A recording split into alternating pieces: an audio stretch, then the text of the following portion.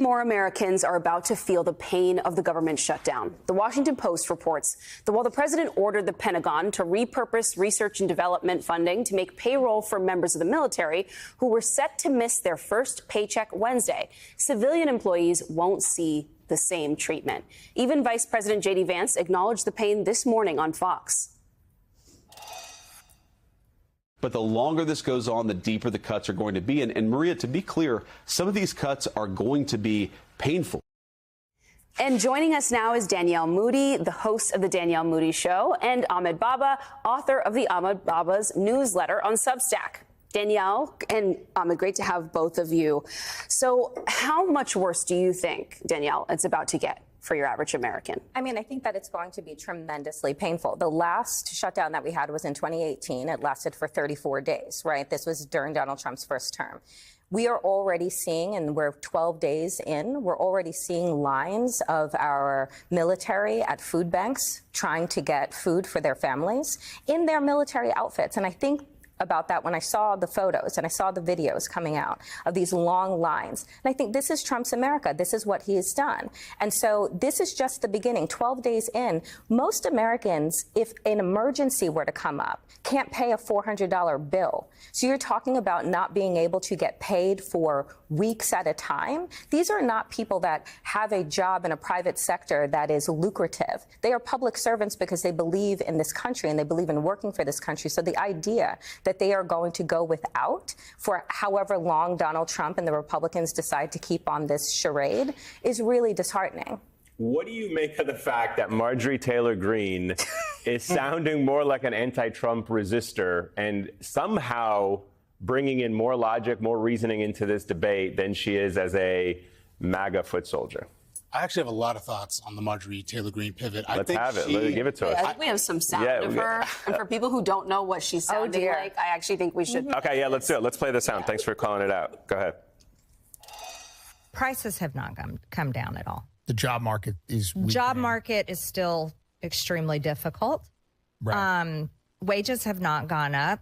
It shouldn't be about helping your crypto donors or your AI donors. The focus should be the people that showed up at the rallies, stood there for freaking 18 hours trying to get in the rain, in the cold, in the 100-degree heat. For those people, those are the ones that I care about. If I didn't know who Marjorie Taylor Greene was, I'd be like, she's a member of the Democratic Party with that talking point. Yeah, the footage still seems a little like a hallucination, so I have to gather myself watching it. It's not AI, by the way. We verified. It's not an AI video. Yeah. Involved. Really, what I think this is Marjorie Taylor Greene's one of the only Republicans that recognizes where this is headed. Yep. She sees that Donald Trump is weak. Right? He is below 40% approval rating. He's underwater on all key issues.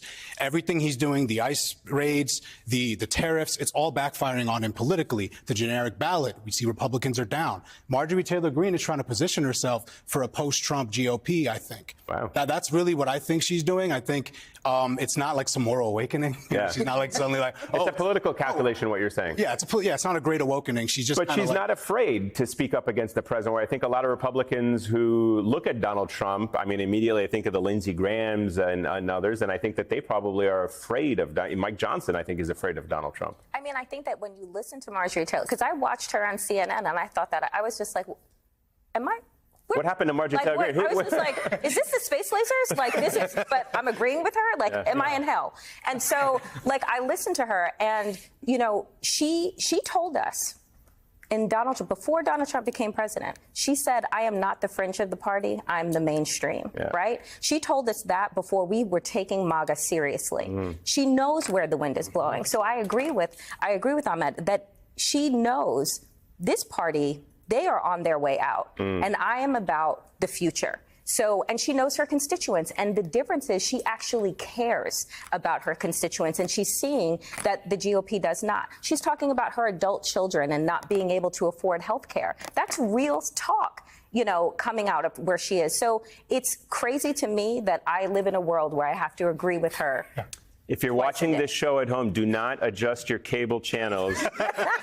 Danielle Moody is defending Marjorie Taylor Greene on MSNBC. And then you call me out like that. No, I mean, we are all. Right, more than twice a day lately. I know.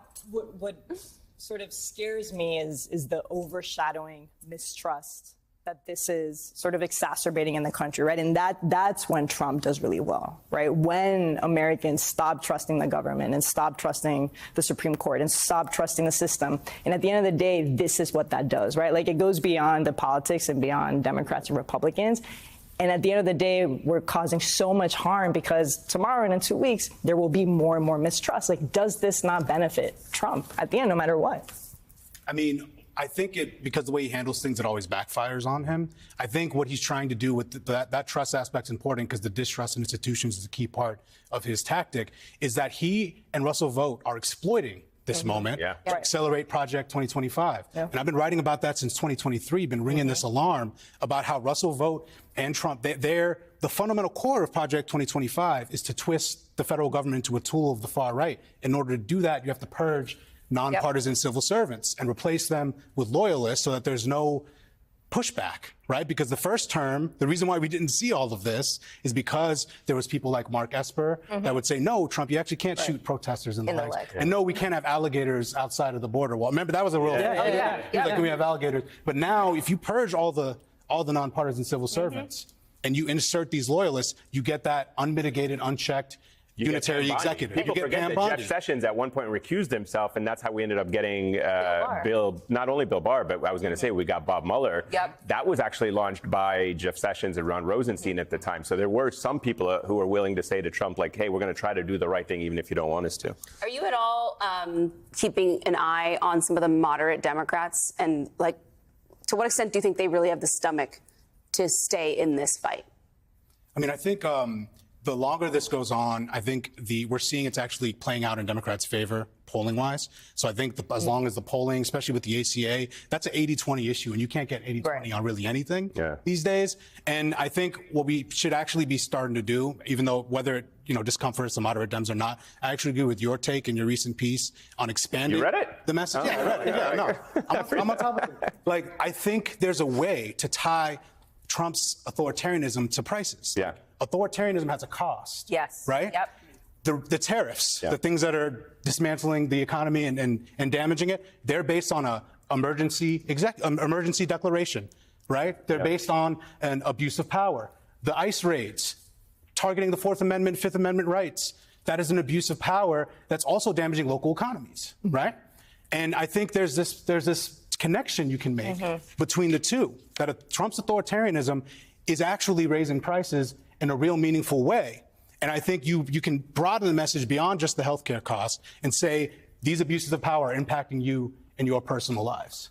I mean, look, You read my piece, obviously, right? I did. Okay, great. Right? But I don't want to take this shine. I want people to go there and read it for themselves. And read it for themselves. I don't want to give it up. But what I will say is that to even call yourself a moderate Democrat in extreme times doesn't even make sense to me. And it's not at all what the people actually want in this country. We're battling extremists. We're battling people who no longer believe in the Constitution. We have the president right now sitting wherever he is in the White House debating on invoking the Insurrection Act. And we're talking about, like, moderation, really, because they haven't been moderate at all in the last several months that they've been in office. They have been accelerating this fascist grab. And so I think that, yes, to your point about the prices and tariffs, like, you can go to the grocery store and you know that the olive oil costs more today than it did 3 months ago, than it did a year ago. And so people feel that. And it's up to Democrats to tell that story, but they can't tell it in moderation because we're running out of time. And there's one thing I just have to add, because I feel like it's missing from the conversation, is the federal purges are impacting black people the hardest. 7.5% unemployment. 18% of the federal workforce was black people before he took office. Anti-DEI policies is having a direct impact on black Americans. Every abuse of power he does directly impacts Americans' pocketbooks. Yeah, and as the New York Times was reporting, he was also firing black officials or trying to fire black officials at a higher rate than anyone else. So it is also an alarming trend that is on brand for this administration. Ahmed Baba, Danielle Moody, please read the article. It's really good. Thank you both. Greatly appreciate it.